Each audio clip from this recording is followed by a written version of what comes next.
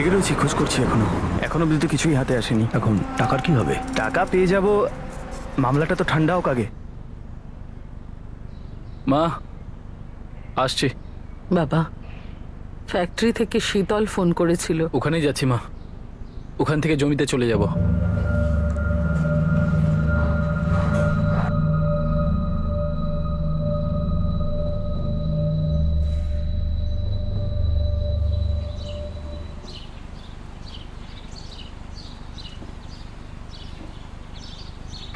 শোনো, এই নাও তোমার টিফিন বক্স। আজ আমার কাজে যেতে ইচ্ছেই করছে না। আচ্ছা, সন্ধেবেলায় রুটিটাও তো খেতে হবে, ভালোবাসায় পেট ভরে না। কিন্তু মনটাও যে ভরে না, এত কষ্টে পেয়েছি আর ভালোবাসাকে। ব্যাস অনেক হয়েছে, কাজের জায়গায় দেরি হয়ে যাবে, সেটা ঠিক হবে না। ওহো, যাচ্ছি।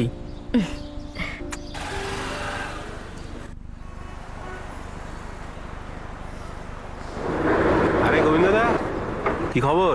1 মাস ধরে একটা কেস আছে আমার কাছে, কিন্তু খবর পেয়েছি যে পাখিটা পুরো। কি এমন বড় কেস পেয়েছো ভাই? ওই রুঝানপুর আছে না পানিপথের, ওখানে ললিত মল্লিক নামে একজনের মার্ডার হয়। আরে ওই মল্লিক পরিবার, খুব অদ্ভুত লোক ওরা ভাই। তুই চিনিস ওদেরকে? 4 বছর আগের কথা, বাড়িতে নজর রাখার কাজ পেয়েছিলাম। কেন? ওই যে ললিত মল্লিকের ছোট ভাই আছে না, চন্দন মল্লিক। চন্দন মল্লিক। আরে ও তো সাহেবের সন্দেহের লিস্টের প্রথমেই আছে। ওর বউ একদিন বাড়ি থেকে পালিয়ে গেছিল। কি বলছিস রে? হ্যাঁ, 4 বছর আগের কথা। সাহেব বলল ভালো টাকা পাবি, খোঁজ নে বাড়িতে ঝামেলাটা কি। কিন্তু সেই সময় তো পানিপথে স্যারের ফোন এলো পুরনো কেসটার ব্যাপারে, তো এই কাজটা ছাড়তে হলো। তাহলে ব্যাপারটা এরকম।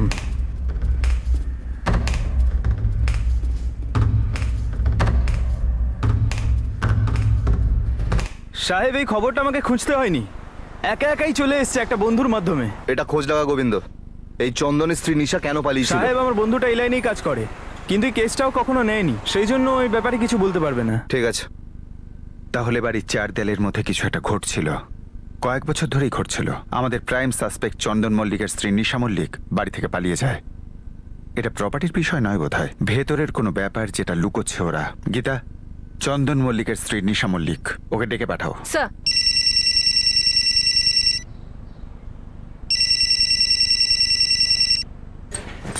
হ্যালো, নিশা দেবী, কিছু কথা বলার আছে। কি ব্যাপারে? আপনি আমাদের অফিস চলে আসুন, আগে তো বলুন কি ব্যাপারে। কিছু জিজ্ঞেস করার আছে, তাড়াতাড়ি চলে আসুন। ঠিক আছে।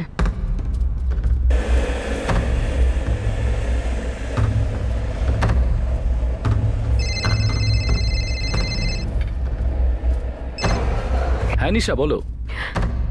ওনারা ডেকেছেন। ওরা ডেকেছে? মানে? পুলিশ পানিপথের অফিসে। আচ্ছা, কিছু বলেছে কেন ডাকলো? না, শুধু বললো যে তাড়াতাড়ি অফিসে চলে আসতে। শোনো, তুমি যাবে আমার সাথে? হ্যাঁ হ্যাঁ, ঠিক আছে, আমিও যাব। তুমি টেনশন নিও না, আমি আসছি তোমাকে নেওয়ার জন্য।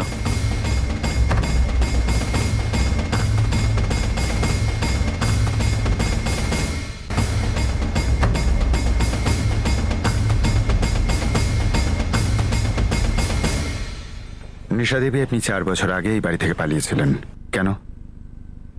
এনার বড় ভাই ললিতের জন্যে? স্যার, এটা আপনি কি বলছেন? আমার তো ওনার সাথে বিয়েই হয়েছে 2 বছর আগে। 2 বছর আগে? হ্যাঁ। স্যার, আপনারা হয়তো কিছু ভুল বুঝেছেন। কিন্তু আমাদের কাছে ইনফরমেশন আছে আমি যে যখন আপনি 4 বছর আগে ওই বাড়িতে ছিলামই না, তাহলে আমি পালাবো কি করে? আসলে আমি ব্যাপারটা বুঝিয়ে বলছি। আসলে নিশার সঙ্গে আমার বিয়ে 2 বছর আগে হয়েছিল। 4 বছর আগে যে আমার বাড়ি থেকে পালিয়েছিল সে আমার প্রথম স্ত্রী ছিল। প্রথম স্ত্রী? কিন্তু আপনি তো আগে কখনো বলেননি যে নিশা আপনার দ্বিতীয় স্ত্রী। স্যার, আমার জরুরি মনে হয়নি তাই বলিনি। কিন্তু আপনার প্রথম স্ত্রী 4 বছর আগে আপনার বাড়ি থেকে কেন পালায়? কিন্তু এইসবের আমার দাদার মার্ডারের সাথে কি সম্পর্ক? সম্পর্ক আছে কি নেই সেটা আমরা বুঝবো। মিস্টার চন্দন মল্লিক, আপনি গল্পটা বলুন। সুনিতা, ওর নাম ছিল সুনিতা। ও আসলে রেণুগঞ্জ গ্রামের মেয়ে, এখান থেকে প্রায় 45 কিলোমিটার দূরে। আপনার প্রথম স্ত্রী সুনিতা আপনার বাড়ি থেকে 4 বছর আগে কেন পালায়?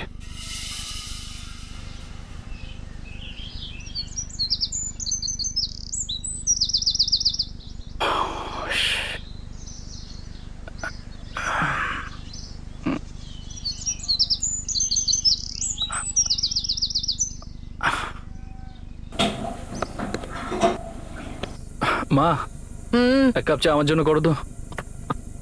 সুনিতা কোথায় রে বাবা? সকাল থেকে দেখতে পাচ্ছি না। জানি না মা, ঘরে তো নেই।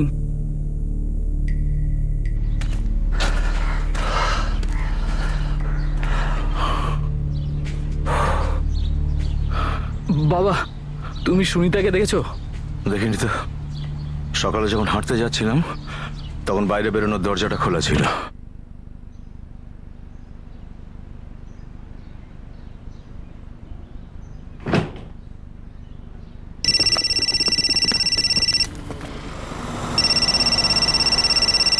না বাবা চন্দন, এখানে তো সুনিতা আসেনি।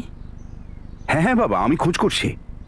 আর তুমি যদি কোনো খোঁজ পাও আমাকে অবশ্যই জানিয়ে দিও। হ্যাঁ বাবা। কি হয়েছে বাবা? সুনিতা কোথাও চলে গেছে। চলে গেছে?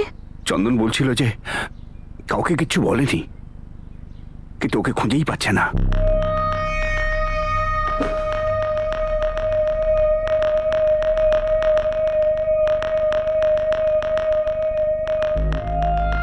ও নিজের মসজিদে এই বাড়ি ছেড়ে পালায় স্যার। তোমার দাদা ললিতের জন্যে? না না, দাদার জন্য নয়। এখন সুনিতা কোথায়? জানি না, আর আমি সেটা খোঁজও নিতে চাই না। আসলে আমাদের মধ্যে কিছু ছিলই না। কেন? উনি আপনার স্ত্রী ছিলেন, বিয়েও হয়েছিল।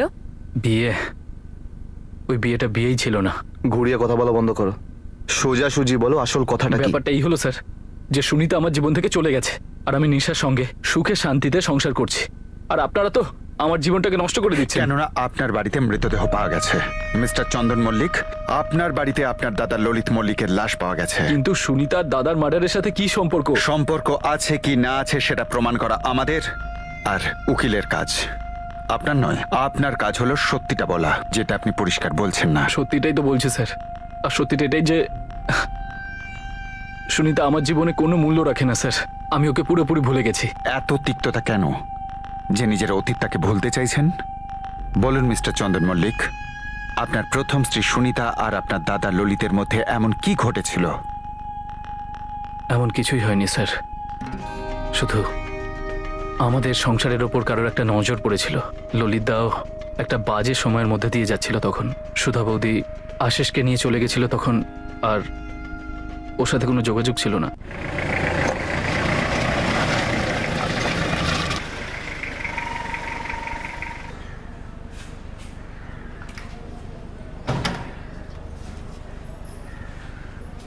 একবার অন্তত দেখে নে মেয়েটাকে। দেখো না, আমিও তো কখন থেকে কথাই বলে যাচ্ছি, ললিত তো আর দ্বিতীয়বার বিয়ে করবে না। চন্দন, এবার তোর কিন্তু একটা বিয়ে করে নেওয়া উচিত। ঠিক আছে বাবা, যা তুমি ঠিক মনে করো। তবে আমার মনে হয় যে ললিতদার দ্বিতীয়বার বিয়ে করা উচিত। দেখ ভাই চন্দন, আমার দ্বিতীয় বিয়ে করার কোনো ইচ্ছা নেই, এখন তো একদমই নেই। আমার পুরো নজর এখন ফ্যাক্টরিতে, এটা নিয়েই আমি সুখে আছি। তুই একটা কাজ কর, মেয়ে দেখে আয়। আরে আসুন আসুন আসুন আসুন দাদা, ভেতরে আসুন। আসুন। নমস্কার। নমস্কার এসো বাবা, আসুন ভেতরে।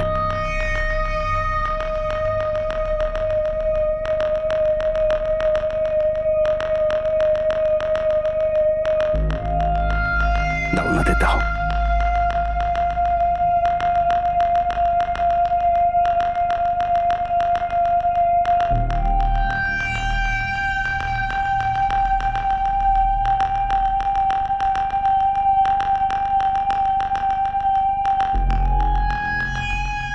সুনিতাকে আমি প্রথম দেখাতেই ভালোবেসে ফেলেছিলাম। আমি তখনই হ্যাঁ বলে দিলাম, আর আমাদের বিয়ে হয়ে গেল। আর প্রথম রাতেই আমার জীবনের সবচেয়ে খারাপ একটা রাত প্রমাণিত হলো।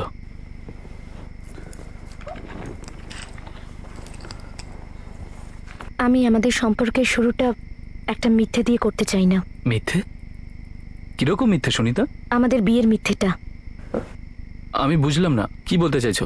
আসলে আমি আপনাকে বিয়েই করতে চাইনি। হ্যাঁ, তাহলে করলে কেন? মা বাবাকে বলে না করে দিতে পারতে। আমার বাড়িতে আমার কথা বলা বারণ, তাও আমি বলেছিলাম সবকিছু। কেউ আমার কথা শুনেই নি, আর জোর করে আপনার সঙ্গে আমার বিয়েটা দিয়ে দিল। সুনিতা, তুমি এখন এসব বলছো আমাকে? মানে এখন আমি কি করব? আপনি হয়তো খুব একটা খারাপ মানুষ নন, হয়তো আপনি খুবই ভালো মানুষ, কিন্তু আমার স্বামী আপনি হতেই পারেন না। আমি আপনাকে নিজের স্বামী হিসেবে মানতেই পারবো না।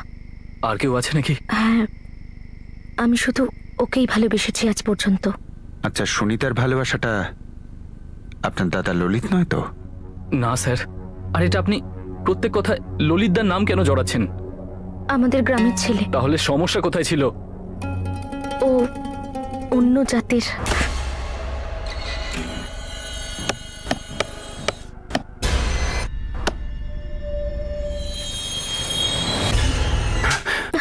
পাগল হয়ে গেছিস নাকি তুই? তুই জানিস না গায়ে আমাদের কেমন সম্মান? তুই যদি ওই সুজিতকে বিয়ে করিস তাহলে শুধু আমাদের ধোপা নাপিত বন্ধ হবে না, এই গ্রাম ছেড়ে আমাদের চলে যেতে হবে। ভাগ্য ভালো যে ঠিক সময় সন্ধ্যা তোকে আর ওই নিচু জাতের সুজিতকে দেখে নিয়েছে। যদি গ্রামের কেউ দেখে ফেলতো না, পুরো গ্রাম এখানে এসে জড়ো হতো। আমি জাতপাত বিশ্বাস করি না, ভালোবাসি আমি সুজিতকে।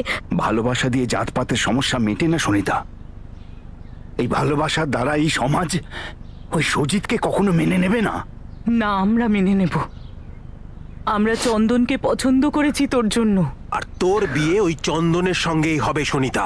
ও খুব ভালো ছেলে আর খুব উঁচু বংশেরও। আর তুই যদি কোনো উল্টোপাল্টা কাজ করিস না তাহলে দুজনকেই মেরে ফেলবো, তোকেও আর ওই সুজিতকেও।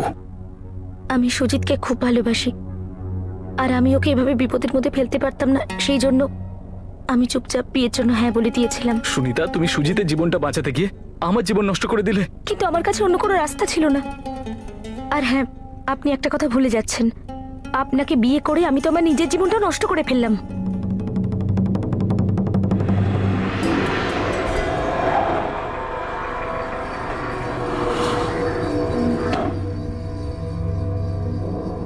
ভুল করেছেন গজেন্দ্রবাবু আপনারা। ধোকা, আপনারা ধোকা দিয়েছেন। আমরা মেয়েটাকে আমাদের ঘাড়ে চাপিয়ে দিলেন, যার ব্যবহার আপনি নিজেই সহ্য করতে পারছিলেন না। হ্যাঁ, আমি স্বীকার করছি যে আমরা এই কথাটা আপনাদের কাছে লুকিয়েছি। আপনারা জেনে শুনে আমাদের চোখে ধুলো দিয়েছেন। ললিতদা, কথাটা শুনুন। জামাইবাবু, মেসমশাই, আমরা সবাই জানি যে সুনিতা কিছুদিনের জন্য ভুল পথে চলে গিয়েছিল, কিন্তু কিছু খারাপ করার আগে আমরা ওকে ফিরিয়ে এনেছিলাম। এখনো আপনাদের বাড়ির বউ। জামাইবাবু, আপনার স্ত্রী আমার বোন হয়। আমি কথা দিচ্ছি কিছুদিনের মধ্যে সব ঠিক হয়ে যাবে। কিচ্ছু ঠিক হবে না। আপনারা ভুল করেছেন। আরে আপনাদের বলা উচিত ছিল। আমার ভাইয়ের জীবনের প্রশ্ন এটা। আমি আবার হাত জোর করে অনুরোধ করছি, সুনিতাকে ক্ষমা করে দিন। ও আপনাদের বাড়ির বউ, কিছুটা সময় দিন ওকে। কিছুদিনের মধ্যে সুনিতা বাড়ির সব দায়িত্ব নিজের হাতে তুলে নিল, কিন্তু আমার স্ত্রী হতে পারেনি। আমার মনে হয়েছিল সবকিছু ঠিক হয়ে যাবে, কিন্তু 8 মাস পরই একদিন ও পালিয়ে যায়। আপনি খুঁজেছিলেন ওকে? পেয়েছিলেন? পেয়েছিলাম, কিন্তু ওর বাপের বাড়ি নয়। ওর বাবা গজেন্দ্র আর ওর দাদা কমল জোর দিয়েছিল যে পুলিশে কমপ্লেন করতে, তো আমি করে দিই। তারপর? ও সুজিতের সঙ্গে চলে গেছিল, আর তারপর তো প্রশ্নই ওঠে না যে আমি ওর সাথে সংসার করব। আর তাই আমি ওকে ডিভোর্স দিয়ে দিয়েছিলাম। আর তার 2 বছর পর আমি নিশাকে বিয়ে করেছিলাম, আর আমরা দুজন খুব সুখী স্যার। আবার একটা কোইন্সিডেন্স, মল্লিক পরিবারের দুজন ছেলেরই প্রথম স্ত্রী বাড়ি ছেড়ে চলে গেল। কিন্তু এদের ললিত মল্লিকের মার্ডারের কি কানেকশন স্যার? স্যার, আমার মনে হয় চন্দন মল্লিক নিজের আগের ওয়াইফের সম্পর্কে সবটা বলেননি। স্যার, চন্দন বলছিল রুঝানপুর পুলিশ স্টেশনে সুনিতার মিসিং ফাইল কমপ্লেন করেছিল। আমরা এক কাজ করি, আমরা ওখানে গিয়ে দেখি যে ওর কথা কতটা সত্যি। স্যার, হতে পারে এর মধ্যে ললিত মল্লিকের কোনো কানেকশন পাওয়া যায়।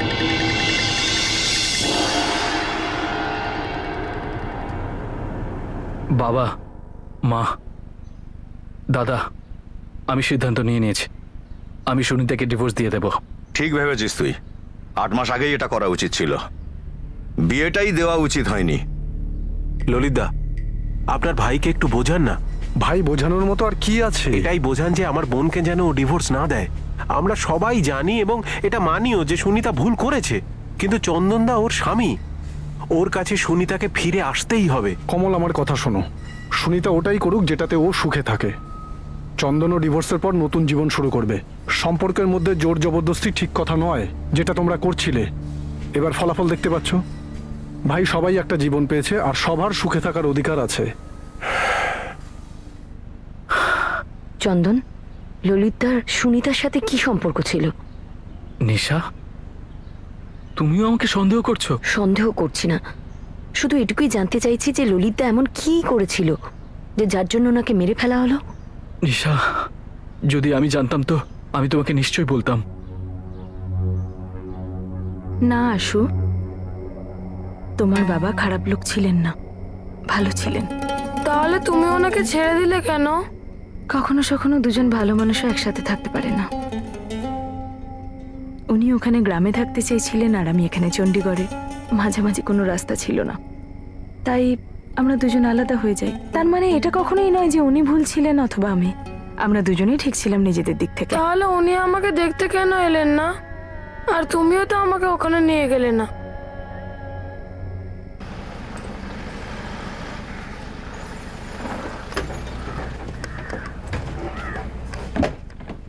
সুনিতা মল্লিকের ছবি আমরা আশেপাশের থানায় আর খুচরদের মধ্যে সার্কুলেট করেছিলাম। আসলে সুনিতার বাড়ির লোকেরা আমাদের ইনফর্ম করেন। স্যার, যখনই সুনিতার চলে যাবার খবর পেলাম না, আমরা ওই সুজিতের বাড়িতে গিয়েও খোঁজ করেছি। সেও ওই দিন থেকে নিখোঁজ। সারা গ্রামে খুঁজেছি, কোথাও পাইনি। এই সুজিতটাকে? তাহলে সুনিতাকে আপনি পেলেন কোথা থেকে? সুনিতা আর সুজিত দুজনকে যোধপুরে পাই।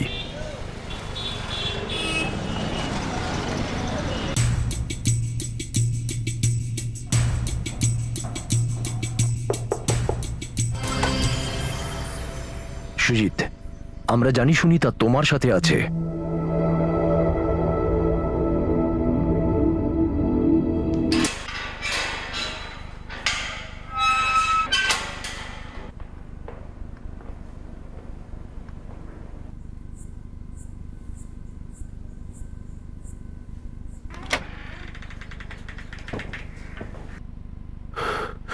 তোকে আমি আজ...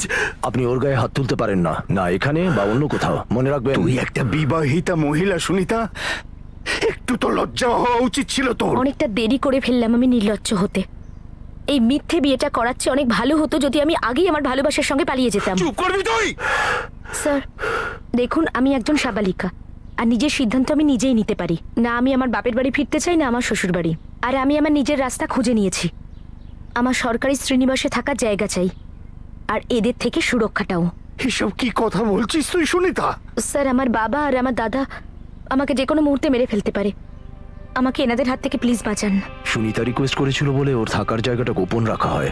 এখানকার সরকারি আবাসের বদলে রোহতকের সেন্টারে ভর্তি করা হয়। এখন সুনিতা কোথায় আছে? যতটুকু আমি জানি 1 বছরের মধ্যে সুনিতা ওখান থেকে চলে যায়।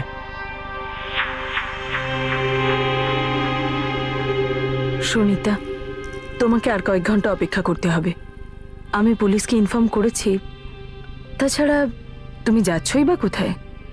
আমি ফিরে যাচ্ছি ম্যাডাম, নিজের জীবনে, নিজের পছন্দ করা জীবনটাতে। সুজিতের বিরুদ্ধে কিডন্যাপিং এর কেস তৈরি হচ্ছিল না, এই জন্য আমরা ছেড়ে দিই। এই সুনিতার বাড়ি থেকে পালানোর ক্ষেত্রে ললিতের কোনো হাত আছে কি এতে? চন্দনের বড় ভাই ললিত? না, সুনিতা ওর স্টেটমেন্টে ললিতের ব্যাপারে কিছু বলেনি। ওর বর ওকে স্বইচ্ছায় ডিভোর্স দেয় আর 1 মাসের মধ্যে ডিভোর্সও পেয়ে যায়। এইসবের মধ্যে ললিতের কথা কখনোই সামনে আসেনি।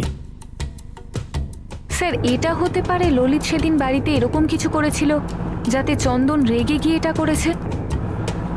গীতা এখনো অব্দি এরকম কিছু সামনে তো আসেনি। এর উত্তর শুধু সুনিতাই দিতে পারে। একবার সুনিতার ফ্যামিলির সাথে কথা বলি, জিজ্ঞেস করি যে ও কোথায়। এখন তো ওই বলতে পারবে এই 8 মাসে ওই 4 দেওয়ালের ভেতর কি ঘটেছে।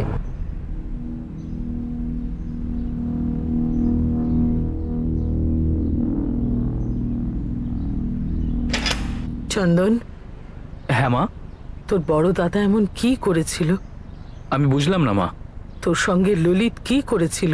মা, এটা তুমি জিজ্ঞেস করছো আমাকে? তেমন কোনো ব্যাপার আছে যা আমার কাছে লুকিয়েছিস? মা, তুমি খুব ভালো করে জানো আমি তোমার থেকে কখনো কিছু লুকোই না। আর তুমি আমাকে জিজ্ঞেস করছো যে আমি দাদার সঙ্গে কি করেছি। আর আমি তোমাকে জিজ্ঞেস করছি মা, আমি দাদার সাথে কি করেছিলাম? সবাই আমাকে এমন ভাবে সন্দেহ করছে যেন আমি দাদাকে খুন করেছি। আমার আর দাদার মাঝে কোনো ঝামেলা ছিল না। আমাদের দুজনের জীবনে বেশ একটা বিষয় নিয়ে ঝামেলা ছিল, আর আমরা দুজনে মিলে সেটাকে সমাধান করেছি। আমি নিশাকে পেয়ে গেছিলাম আর দাদা ফ্যাক্টরিতে উন্নতি। সব এত ভালোভাবে এগোচ্ছিল,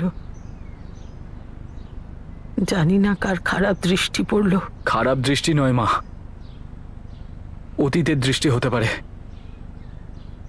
দাদার অতীতের দৃষ্টি, অথবা আমার। মা, হতে পারে যে দাদার জীবনের এমন একটা অংশ আছে যে ব্যাপারে আমরা হয়তো জানি না। মা, দেখো, যা কিছু হতে পারে, কিন্তু এটুকু জেনে রাখো যে এর পেছনে আমার কোনো হাত নেই। দাদার মার্ডার নিয়ে তোমরা দুজনে যেরকম শকে আছো, ততটাই শকে আমিও আছি। আর ততদিন থাকবো যতদিন না দাদার খুনি ধরা পড়ছে। যখন এতদূর পৌঁছে গেছি তখন বাকি রাস্তাটাও দেখে নি। এবার দেখা যাক যে এই রাস্তাটা কোথায় গিয়ে মিলেছে। খোঁজ নাও সুনিতা এখন কোথায়। সুনিতার পরিবারের সঙ্গে কথা বলো। এই সময় আমাদের প্রাইম সাসপেক্ট হচ্ছে চন্দন মল্লিক, যার গোপন অতীতটা আমাদের সামনে রয়েছে। যদিও তার অতীতটা তার দাদা ললিত মল্লিকের থেকে খুব একটা আলাদা নয়, তাও দেখা যাক কোন অ্যাঙ্গেল আসে।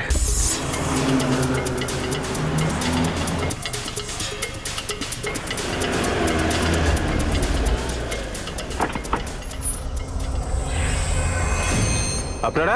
সেন্ট্রাল ইনভেস্টিগেশন এজেন্সি, আমরা পানিপথ থেকে এসেছি। কমল বাজওয়া।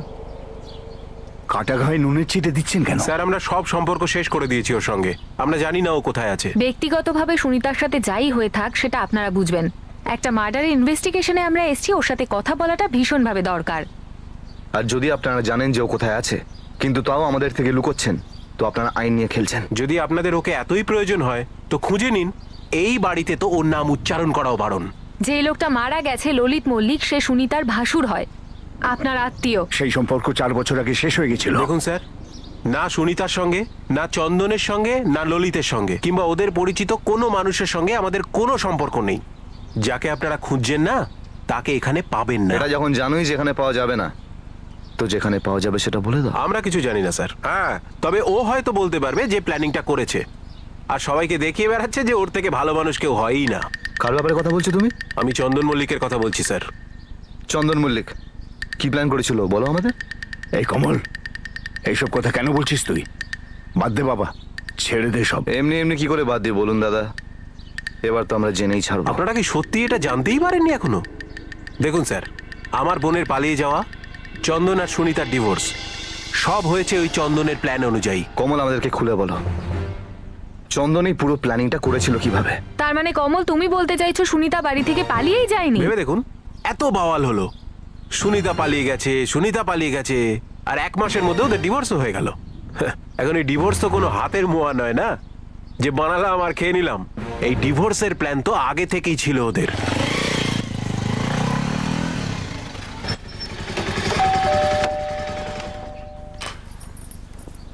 নমস্কার মাসিমা। চন্দনদা ঘরে আছে নাকি? দেখ কমল, ডিভোর্সের কাগজে আমার আর সুনিতার সই করা হয়ে গেছে, আর কোর্ট সেটা মেনেও নিয়েছে। আচ্ছা জামাইবাবু, একটা কথা বলো, সুনিতাকে যোধপুরে পাওয়া গেছে 15 থেকে 20 দিন হলো। এই কদিনের মধ্যে এত কিছু হয়ে গেল?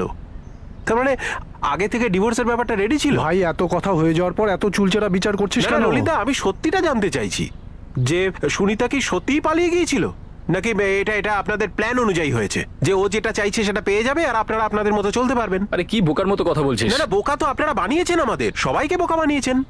প্রথমে সুনিতা পালিয়ে গেল এখান থেকে, তারপর সুজিত পালিয়ে গেল, আর তারপরে দুজনকে যোধপুরে পাওয়া গেল, আর এত তাড়াতাড়ি ডিভোর্সও হয়ে গেল। এখন তো ওরা দুজন হয়তো বিয়েও করে নেবে, কেননা বাধা দেওয়ার তো কেউ নেই। আপনারা না ষড়যন্ত্র করেছেন একটা। আরে কি ষড়যন্ত্রের কথা বলছিস তুই? হ্যাঁ, কি বলতে চাইছিস?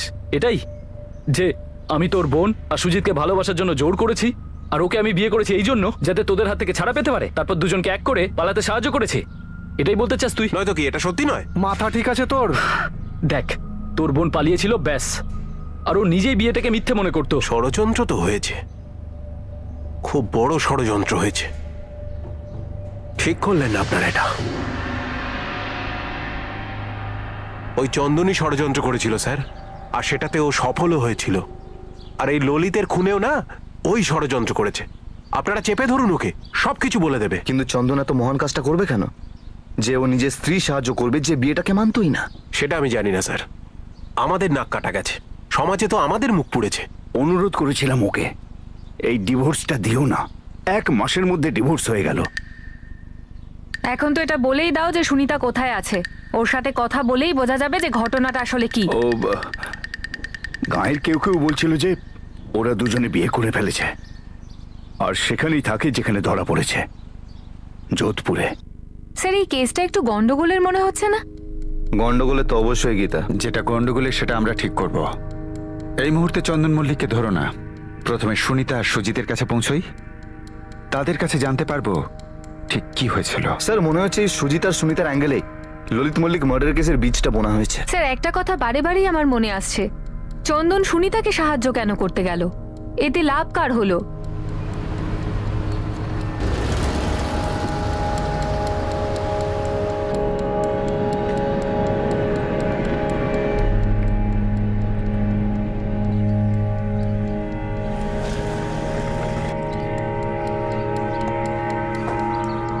সুজিত, হ্যাঁ সুনিতা, হ্যাঁ, আমারই নাম সুনিতা। কি ললিত দাদার মার্ডার হয়ে গেছে? কিন্তু কবে আর কি করে? 1 মাসের উপর হয়ে গেছে। চমকে গেলে কেন? এর জন্য যে হত্যা হয়েছে, নাকি আমরা দুজন এত দেরি করে এলাম বলে? কি আপনারা কি বলতে চাইছেন নাকি? আমরা কিচ্ছু বলতে চাই না, আমরা জিজ্ঞেস করছি ললিত মল্লিককে কেন মেরেছো তুমি? দেখুন, আমরা পাগল নাকি যেরকম একটা কিছু করব? আর আপনাদের দেখেও মনে হয় না যে আমাদের দেখে ভাববেন আমরা এরকম একটা কিছু করেছি? দেখুন, অনেক কষ্টে আমরা আমাদের বিবাহিত জীবন এখানে শুরু করতে পেরেছি, তাহলে আমরা এটা কেন করতে যাব? এটা তো তুমিই ভালো বলতে পারবে সুনিতা। চন্দনের বাড়িতে বিয়ের পর তোমার সাথে কি কি হয়েছিল, কেন তুমি ওখান থেকে পালালে, আবার ধরাও পড়ে গেলে, আর তারপর ডিভোর্স হয়ে গেল, এই সব কিছুর আসল সত্যিটা জানতে চাইছি আমরা। সত্যিটা সেটাই যেটা সবাই জানতো। মা, বাবা, চন্দন আর ললিত দাদা, ওনারা জানতেন যে আমার বিয়েটা আমার ইচ্ছের বিরুদ্ধে দেওয়া হয়েছিল, আর আমি ওনাদের আমার জীবনের সব সত্যিটা বলে দিয়েছিলাম। আমি ওখানে থাকতে পারিনি, আর সেই জন্য ওখান থেকে পালিয়ে যাই, আর ওখান থেকে আমার পালিয়ে আসাটা আমার জন্য আশীর্বাদ ছিল। আমি সুজিতের কাছে এসে যাই, আর চন্দনের সঙ্গে আমার ডিভোর্সটাও হয়ে যায়। আর এই সব কিছুর পেছনে নাটক কতটা? নাটক? কিসের নাটক? কেন, চন্দনের বাড়ি থেকে পালিয়ে যাওয়া নাটক ছিল না? চন্দন তো নিজেই সাহায্য করেছিল তোমাকে, আর তারপরে ডিভোর্সটা সেটা তো দুজনে মিলেই ঠিক করেছিলে, তাই না? এই সব করে আমার কি লাভ হতো? আর তাছাড়াও এই নাটকটা আমি কার জন্য করতাম? আমার ফ্যামিলির জন্য না। আর আপনি যে আমাকে এই নাটকের কথাগুলো বলছেন না, এর মধ্যে এতটুকুও সত্যি নেই। আর চন্দন এটা খুব ভালো করেই জানতো যে সুমিতার ওখানে দম বন্ধ হয়ে আসছিল ওই বিয়েতে, ওই বাড়িতে থেকে। আর হ্যাঁ, আপনার একটা কথা সত্যি যেটা আমি স্বীকার করি, আমার পালিয়ে যাওয়ার আগেই আমার আর চন্দনের মধ্যে ডিভোর্সের ব্যাপারটা ঠিক হয়ে গেছিল, আর ফর্মালিটিসগুলো শুরু হয়ে গেছিল। তোমার ভাই কমলেরও এই ডাউট ছিল, কিন্তু এটা আর কেউ জানতো না। সুনিতা, এবার আমাদেরকে এটা বলো যে এরকম আর কোনো কথা আছে যেটা এখন অব্দি কেউ জানে না? আগে না, আর এরকম কোনো কথা নেই। এমনকি আমার চন্দন আর ওর পরিবারের ওপর কোনো ক্ষোভও নেই, আর কোনো অভিযোগও নেই আমার। আমার জন্য এই বিয়েটা কোনো বিয়েই ছিল না।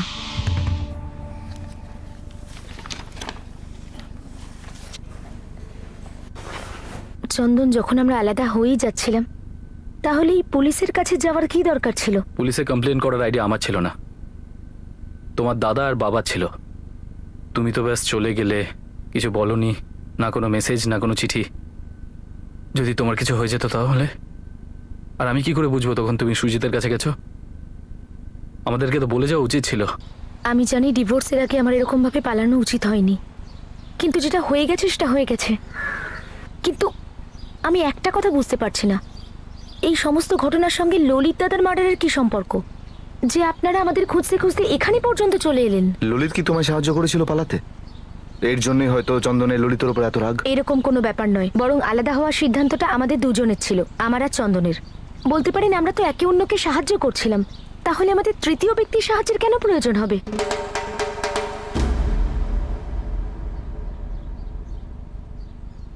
স্যার,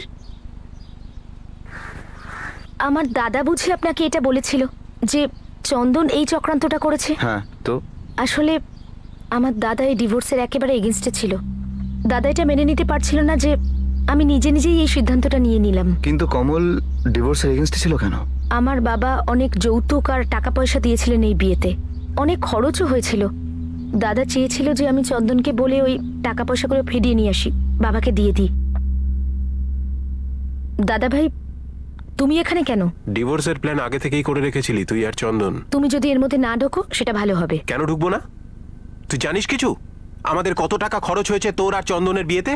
কত কিছু যৌতুক দেওয়া হয়েছে। একটা জোর জবরদস্তির বিয়ে ছিল ওটা। মিথ্যে বিয়ে ছিল। কিন্তু খরচটা তো সত্যি ছিল, গয়নাগুলোও সত্যি ছিল। কিন্তু বাবা কি ওই টাকাগুলো ফেরত চেয়েছে নাকি? তাতে কি এলো গেল, টাকাটা আমাদের পরিবারের ছিল। দেখ সুনিতা, ওই চন্দনকে পরিষ্কার বলে দিবি যে ওই সব টাকা যেন ফেরত দেয় আমাদের। আমি এরকম কিচ্ছু বলবো না। না চাইতেই চন্দন আমাকে আমার জীবনটা ফিরিয়ে দিয়েছে, যেটা তোমরা সবাই আমার থেকে ছিনিয়ে নিয়েছিলে। যেহেতু পণের টাকাটা ফেরত পাওয়া যায়নি, সেই জন্য হয়তো আমার দাদা এই সব ষড়যন্ত্রের গল্প টল্প বলেছে আপনাদের। টাকা তো অনেকই খরচ হয়েছিল, যেটা না আমার কাছে ফেরত আসতো আর না ওরা ফেরত পেত। মার্ডার ললিতের হয়েছে, আর কুণ্ডলি বেরিয়ে আসছে চন্দন আর সুনিতার বিয়ের পর্বের। কানেকশন দুটো ফ্যামিলি থেকেই রয়েছে। কথা হলো বিয়েতে খরচা করা টাকাগুলোর। এবারে হিসাবটা ললিতকে খুন করে শোধ করে দেয়নি তো?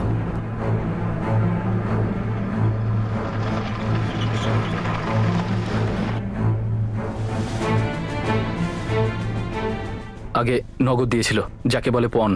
কত? 15 লাখ। তাহলে কমল এই টাকাটা আপনার থেকে ফেরত চাইছিল? হ্যাঁ স্যার, ফেরত চাইছিল। দেখ কমল, ভালো করে বুঝে নে, আমি কোনো টাকা তোকে ফেরত দিতে পারবো না। সেটা কি করে হয় চন্দনদা? আমাদের খাটনির টাকা ওগুলো, যেগুলো তোমাকে দিয়েছিলাম আমরা। দিয়েছিলিস না, এখন সেটা আমার। দেখে নে ভাই, তোর বোন আর আমার মধ্যে অফিসিয়ালি ডিভোর্স হয়েছিল, তার জন্য আমি কোনো টাকা চাইনি, তাই ফেরত দেওয়ার তো কোনো প্রশ্নই ওঠে না। অনেক বড় ক্ষতি হয়ে গেছে আমাদের, অন্যায় হচ্ছে এটা। আর আমার সাথে যা হয়েছে সেটা ন্যায় হয়েছে? তুই একবার ভালো করে ভেবে দেখ, প্রথম রাতে তোর স্ত্রী তার প্রেমিকের ব্যাপারে তোর সামনে বলছে, আর তোকে স্বামীর সম্মানই দিচ্ছে না। তোর কেমন মনে হবে? কিন্তু এখন তো ও আপনার জীবন থেকে বেরিয়ে গেছে, তাহলে এখন ওর বাপের বাড়ির টাকা আপনি কিভাবে রাখতে পারেন? কারণ কষ্ট পেয়েছিলাম আমি আর আমার পরিবার তোর এই ধোকার জন্য। এটা সেটারই খেসারত। আর দ্বিতীয়বার এই ব্যাপারে কথা বলবি না। ও কিছুতেই আমার পিছু ছাড়ছিল না স্যার। এখনো পর্যন্ত? এখনো মাঝে মাঝে টাকা চায় স্যার। কমল কি আপনার বড় দাদা ললিত মল্লিকের থেকেও টাকা চাইতো? সেটা তো আমি বলতে পারবো না, কিন্তু যতদিন বাবা বেঁচে ছিল মাঝে মাঝে বাবাকে ডিস্টার্ব করতো টাকার জন্য। এটা কি কোনোভাবে সম্ভব যে কমল তোমার থেকে বদলা নেওয়ার জন্য ললিতকে খুন করে দিয়েছে? স্যার এটা আমি কি করে বলবো বলুন?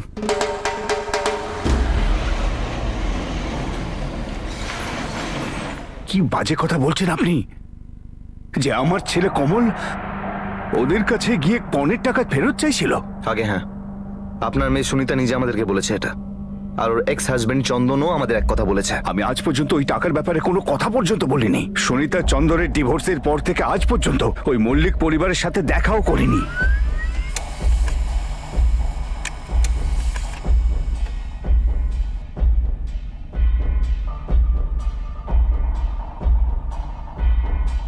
স্যার 13ই অক্টোবর বিকেল থেকে 14ই অক্টোবর সকাল পর্যন্ত কমল রুজানপুরের আশেপাশেও ছিল না। কল রেকর্ডেও সন্দেহ করার মতো কিছু নেই। সুপারি কিলার্স এলাকার হিস্ট্রি সিটার্স আমরা সব স্ক্যান করেছি, রাইট? একবার নয় স্যার, বহুবার করেছি। যদি কিতা এই কমলের অ্যাঙ্গেলটা সঠিক মনে হচ্ছে। ভয় তো এটাই যে আমরা আবার গোল গোল করে ঘুরতে ঘুরতে সেই একই জায়গায় এসে না পৌঁছই। স্যার পুরো পসিবিলিটি রয়েছে। এই কমল ললিত মল্লিককে হয়তো টাকার জন্য সেভাবে ডিস্টার্ব করতো, যেভাবে ও চন্দনকেও করতো, ক্যাপ্টেন মল্লিককেও করতো। আর টাকা যেহেতু পাইনি, তাই ফ্রাস্ট্রেট হয়ে মল্লিক পরিবারকে এমন আঘাত করলো যেটা সারা জীবনও ফিরবে না।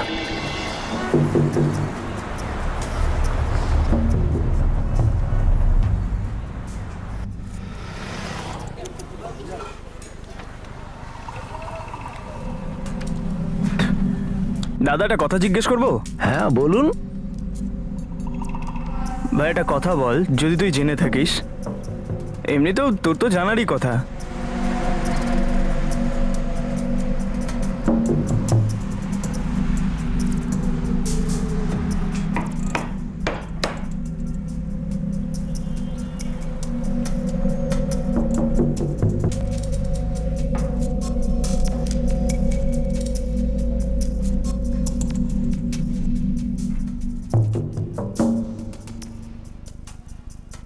সাহেব, একজন হচ্ছে গোপাল কৌশিক আর একজন হরি সিং। ললিত মার্ডার কেসে কি কানেকশন? সাহেব সেটা জানি না, দুজনের ফোন নাম্বার বার করিয়েছি, কিন্তু খুব বন্ধুত্ব আছে আপনার ওই কমল বাজবার সঙ্গে। নাম্বার দে তো আমাকে এই দুজনের।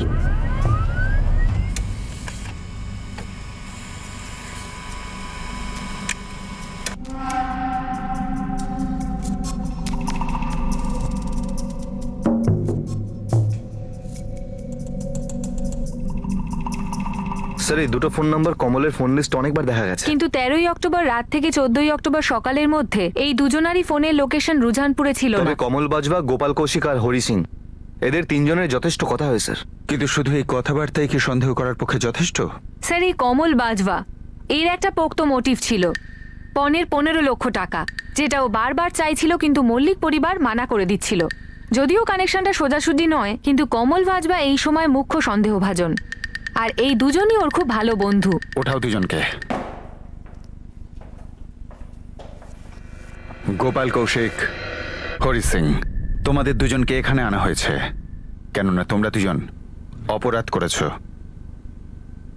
সাহেব কেউ ভুল বলেছে আপনাকে। কমলকে চেনো তোমরা? তোমাদের বন্ধু তো? হ্যাঁ বন্ধু, কিন্তু এতে ভুলটা কি আছে? ভুল তো তখনই হয়েছে যখন তোমাদের দুজনের মুখ ক্যামেরায় ধরা পড়েছে, সিসিটিভি ক্যামেরায়।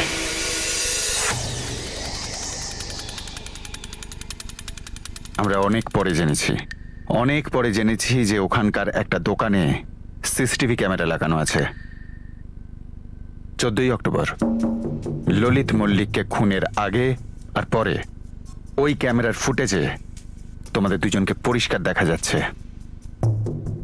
তোমরা বুঝে শুনে তোমাদের মোবাইল ফোন বাড়িতে রেখে গিয়েছিলে, যাতে আমরা ফোনের লোকেশনকে ট্র্যাক করে তোমাদেরকে ধরতে না পারি।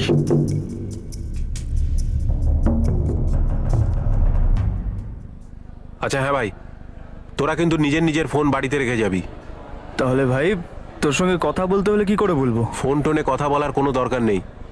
ফোন তোদের কাছে থাকলে না সব রেকর্ড থাকবে পুলিশের কাছে, যে এরা এই জায়গায় গিয়েছিল, বুঝেছিস? আমরা কালকে দেখা করে নেব। আসলে কোনো সিসিটিভি ফুটেজ ছিলই না। এটা পুলিশের একটা চাল ছিল দুই সন্দেহভাজনকে ফাঁসানোর জন্য, আর দুজন সেই জালে ফেঁসে যায়। কে এখনো পর্যন্ত ঠিক বলেছে তো?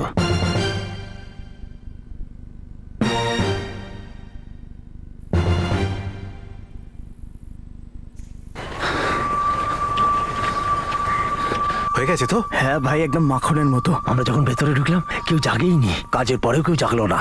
ঠিক করে দেখে নিয়েছিস তো? মরে গেছে না শালা? আরে এতবার মেরেছিলাম না, হাতি থাকলেও মরে যেত।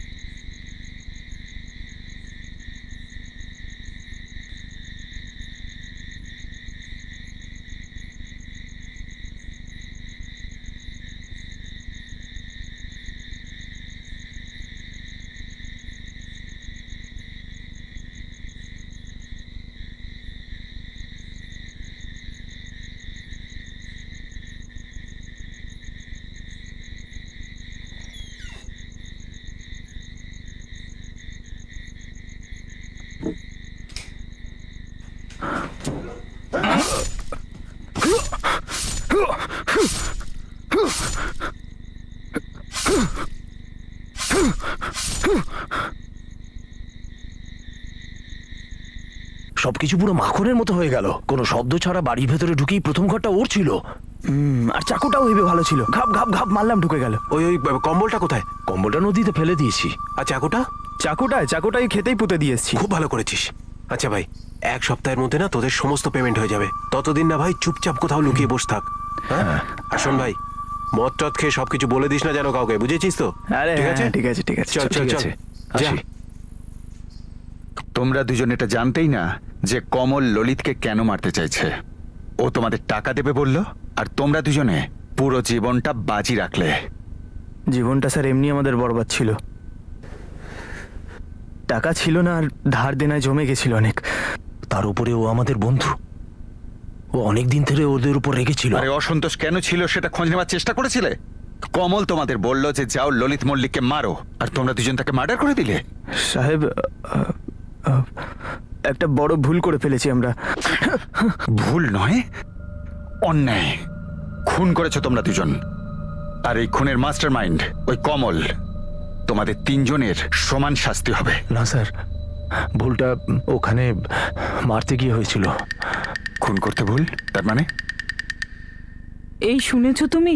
রুঝানপুরের ললিত মল্লিকের মার্ডার হয়ে গেছে। কি বলছো তুমি রজনী?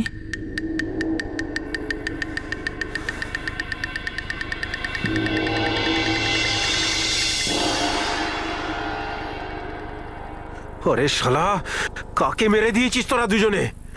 কাকে মানে? তুমি যাকে বলেছিলে তাকেই মেরেছি। চন্দন মল্লিক, তোমার বোন সুনিতার প্রথম স্বামী। এ তো আমাদের গুড লাক যে ঘরের ভেতরে ও একা ছিল। তোদের গুড লাক মায়ের ভোগে রে শালা। তোরা চন্দন মল্লিককে না, ওর বড় ভাই ললিতকে মেরে ফেলেছিস। মাথা মোটা তোরা। এই দেখ দেখ, ছবি দেখ। ছবিটাও তো দেখিয়েছিলাম শালা তোদের। খুব অন্ধকার ছিল, ওখানে শুয়েছিল, আর দেখে মনে হলো ওই আছে হয়তো। আরে টাইম ছিল না, দেখা মাত্রই কম্বল চাপিয়ে দিয়েছিলাম। আর ঘাপাঘাপ মেরে দিলাম আমি ওকে। বাবা বাবা, গপাগপ মেরে দিলাম। আরে শালা, মারার আগে একবার মুখটা তো দেখে নিবি। যাকে মারার ছিল ওই চন্দন মল্লিক, ও তো দিব্যি বেঁচে আছে। তোদের দুজনের জন্য না সবকিছু গন্ডগোল হয়ে গেল আমার। দে।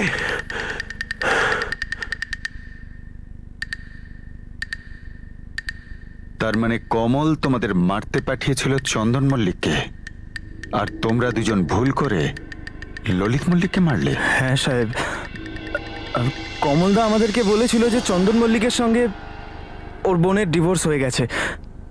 আমরা কি থোড়াই জানতাম নাকি যে ওর আবার বিয়ে হয়ে গেছে? আমরা ভাবলাম এটাই ওর ঘর, একা ঘুমোচ্ছে, এটাই সেই লোকটা। আমরা মারার আগে একবার ওর মুখটা ভালো করে দেখিনি। স্যার, আমার ছেলে এরকম কাজ করতেই পারে না। আমার মনে হচ্ছে কেউ ওকে ফাঁসিয়েছে স্যার। একে তোলো গাড়িতে। দিয়ে যাচ্ছে।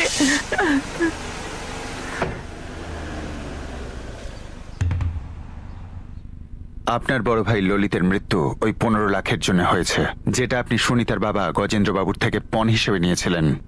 আর সুনিতার সঙ্গে ডিভোর্স হওয়ার পরেও ওই টাকাটা ফেরত দিচ্ছিলেন না।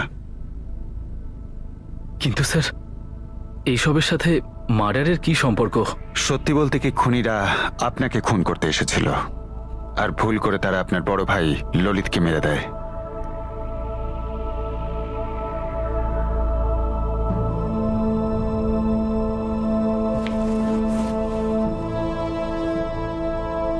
কি হয়েছে মা? কিছু না বাবা, ফ্রেশ হয়ে আয়, আমি খেতে দিচ্ছি।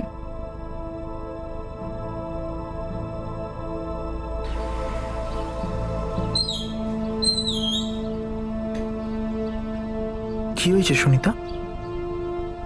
পুলিশের ফোন এসেছিল। ওনারা বললেন যে ললিত দাদার খুনটা আমার দাদাই করিয়েছে। ওই 15 লাখ টাকার জন্য? হ্যাঁ, কিন্তু দাদা ওই খুনিগুলোকে চন্দনকে মারার জন্য টাকা দিয়েছিল। কি? কিন্তু ভুল করে ওই লোকগুলো। খুবই অদ্ভুত বিষয় হলো যে সেই রাতে বাড়ির কোনো সদস্যই দরজা ভেঙে ভিতরে ঢোকার আর তারপর ললিতকে তার ঘরে ঢুকে ছুরি দিয়ে মারার কোনো শব্দ শুনতে পায়নি। কমল, গোপাল আর হরিকে আইপিসি 302 ধারা অনুযায়ী খুনের অভিযোগে, 201 ধারা অনুযায়ী প্রমাণ লোপাটের অভিযোগে, 34 নম্বর ধারায় কমন ইন্টেনশনের জন্য আর আর্মস অ্যাক্টেও গ্রেফতার করা হয়েছে। ভাড়াটে খুনি গোপাল আর হরিকে সেই ক্ষেতে নিয়ে যাওয়া হয় যেখানে তারা মার্ডার ওয়েপেনটা পুঁতে রেখেছিল।